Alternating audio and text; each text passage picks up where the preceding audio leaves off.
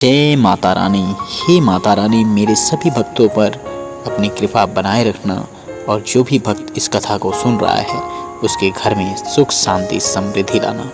माता रानी की कृपा से आपके घर में यदि धन की कमी है तो वो दूर हो जाती है, पुत्र की कमी है तो पुत्र प्राप्ति होता है, साथ ही साथ यदि कोई बीमारी से ग्रसित है तो उसकी बीमारी भी दूर हो जाती है। इसलिए भक्तों, इस कथा को ध्यानपूर्वक सुने, क्योंकि माता रानी की कथा सुनने से नवरात्रि में आपको मनोवांछित फल की प्राप्ति होती है। इसलिए यदि आपने इस कथा को सुनना शुरू कर दिया है तो इसे पूरा अवश्य सुने।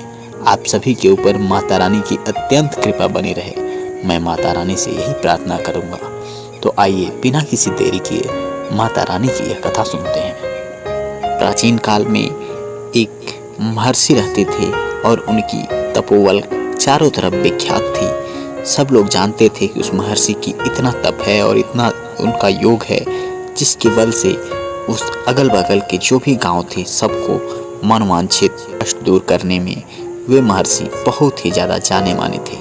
कुछ समय के बाद महर्षि को एक पुत्री की प्राप्ति हुई और पुत्री भी बहुत ही तेजस्वी थी, बहुत ही ओजस्वी थी। वह पुत्री जैसे जैसे महर्षि पूजा पाठ करते, माता रानी की कृपा प्राप्त करते, वैसे वैसे वो अपने पिता के साथ करती रहती और उनके साथ पूजा पाठ में बनी रहती थी।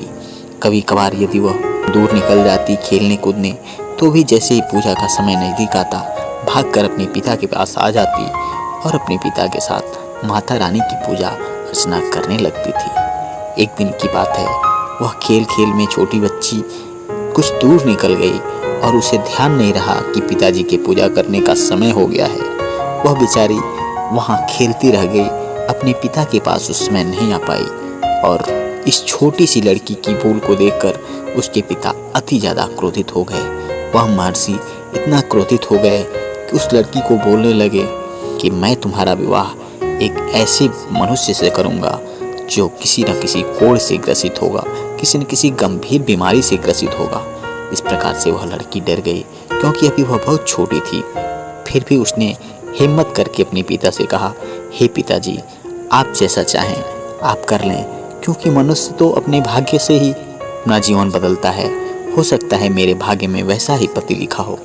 इस प्रकार से वह महर्षि अपनी पुत्री से बहुत ज़्यादा नाराज थे और वह एक कोढ़ी को ढूंढ कर लाकर उसी के साथ अपनी पुत्री का विवाह कर दिए। पुत्री विवाह के बाद से उस कोढ़ी मनुष्य के साथ जंगल में निकल गई और जाते जाते चलते चलते वे लोग रात्रि काल के समय जंगल में विश्राम करने के लिए रुके थे।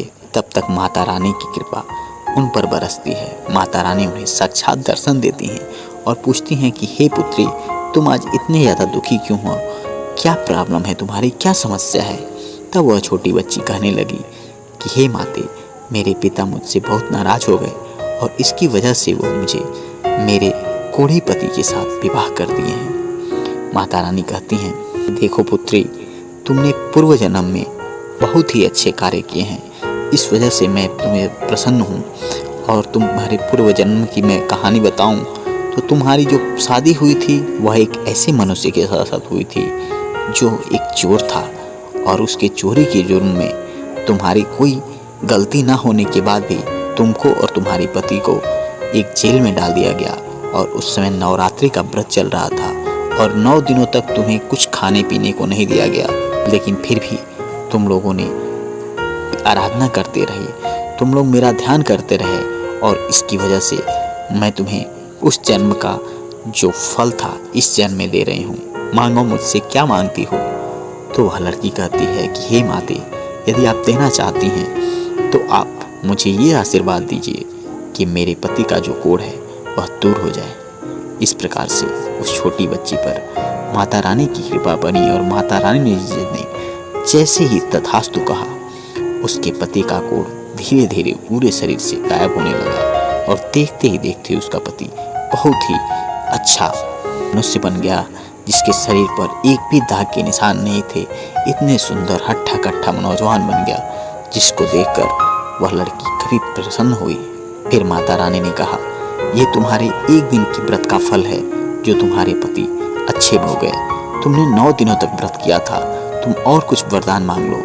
उस लड़की ने कहा, हे माते, आप तो सर्वज्ञानी हैं और सर्वदात्री हैं। आपको जो उचित लगे आप वो वरदान दे दीजिए, जिससे कि हम लोग इस जन्म में अच्छी प्रकार से अपनी ज़िंदगी जी सकें और आपकी सेवा कर सकें, आपकी भक्ति कर सकें। इस प्रकार से माता रानी ने उन्हें एक ऐसा घर प्रदान किया जहाँ पे हर प्रकार की सुख सुविधाएँ थी, हर चीज़ों की कोई कमी नहीं थी। उसके घर में नौकर चाकर ऐसे बहुत से लोग रहते थे जो उनकी सेवा के लिए ही रखे गए थे। और उस लड़की के लिए जो घर बना था उसके बीचों बीच एक ऐसा था जहाँ पर माता रानी का एक छोटा सा मंदिर था। वह लड़की रोज उस मंदिर में जाकर माता रानी की पूजा अर्चना करती रहती थी और समय के बाद से माता रानी के आशीर्वाद से उस लड़की को एक बहुत ही ओजस्वी पुत्र की प्राप्ति हुई। इस प्रकार से उसका घर परिवार बस गया और उसके ऊपर माता रानी की कृपा हमेशा के लिए बनी रही। कुछ समय के बाद से उसके पिता उस जंगल से होकर जा रहे थे और जंगल के बीचों बीच में उन्होंने यह घर देखा तो वह सोचे कि चलो यहाँ पर कुछ मांगने को मिल जाएगा, कुछ अच्छा खाने को मिल जाएगा। मांगते मांगते वह उस घर के पास गए और जाकर वहाँ पे कहने लगे, भिक्षान देहु भिक्षान देहु। जैसे उस लड़की को अपने पिता की आवाज़ सुनाई दी, वह भागी भागी बाहर आई और अपने पिता के पैरों पर गिर गई। उसके पिता उसे नहीं पहचान रहे थे क्योंकि माता रानी के आशीर्वाद से ये दोनों बिल्कुल ही नौजवान थे, लेकिन बेटी को तो अपने पिता का पूरा ध्यान था, उनके पूरे आवाज़ का ध्यान था। वह उनके पैरों पर गिर गई। उसके पिता उठाने लगे, बोले कि बच्ची कौन हो कौन हो।